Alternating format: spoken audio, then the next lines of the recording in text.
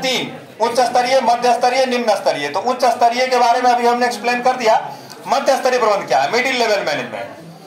मध्य स्तरीय प्रबंध उच्च स्तरीय और निम्न स्तरीय दोनों प्रबंध के बीच की कड़ी होती है। इसका कार्य सबसे कठिन होता है। मध्य स्तरीय प्रबंध का कार्य सबसे कठिन होता है, क्योंकि उच्च स्तरीय प्रबंध यह चाहता है कि हम जो नीति निर्धारित किए हैं, हम जो योजना बनाए हैं, उस अनुरूप काम होना चाहिए। और निम्न स्तरीय प्रबंध यह चाहता है कि काम तो हम करवाते हैं मौका पर रह करके, मौके पर रह करके काम हम करवाते हैं। उसमें क्या समस्याएं आती है, क्या कठिनाइयां आती है, क्या वास्तविक बात है, क्या वास्तविकता है, ये तो हम फेस करते हैं। तो निम्न स्तरीय प्रबंध कहता है कि हम जो सलाह देते हैं, हम जो सुझाव देते हैं, हम जो एडवाइस देते हैं, उस अनुरूप काम होना चाहिए। और उच्च स्तरीय प्रबंध कहता है कि नहीं, हम सर्वोच्च प्रबंध है, मेरे अनुरूप काम होना चाहिए। और मध्य स्तरीय जो है से दोनों के बीच में पिसता है। पिसता है मतलब दोनों का प्रेशर को बर्दाश्त करता है।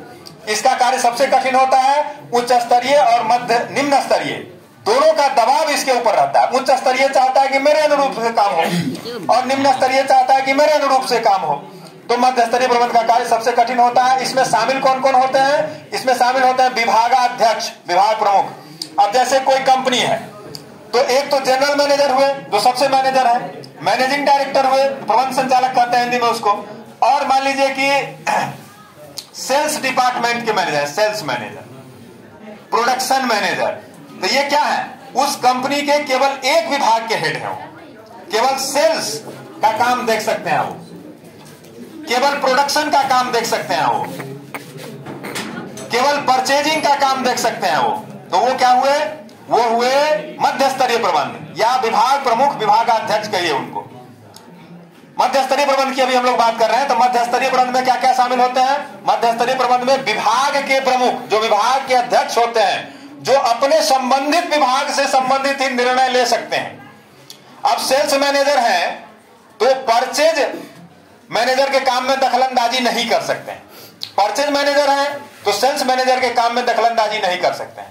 परचेज मैनेजर है तो सेल्स में स्टाफ भर्ती नहीं कर सकते हैं। वो सेल्स मैनेजर है, परचेज में स्टाफ भर्ती नहीं कर सकते हैं। कंस्ट्रक्शन कंपनी है, उसमें 2 डिपार्टमेंट होता है, हाईवे और स्ट्रक्चर। स्ट्रक्चर के यदि वो हेड है, डीपीएम है, डिप्यूटी प्रोजेक्ट मैनेजर, तो वो हाईवे के बातों में डिसीजन नहीं ले सकते हैं, हाईवे के बातों में इंटरफेयर नहीं कर सकते हैं। तो ये क्या हुआ? मध्य स्तरीय प्रबंध की बात अभी हम लोग कर रहे हैं। मध्य स्तरीय प्रबंध बीच का प्रबंध होता है। उच्च स्तरीय और निम्न स्तरीय दोनों के बीच की कड़ी होती है। इसका कार्य सबसे कठिन होता है, क्योंकि उच्च स्तरीय चाहता है कि मेरे हिसाब से काम हो और निम्न स्तरीय चाहता है कि मेरे हिसाब से काम हो।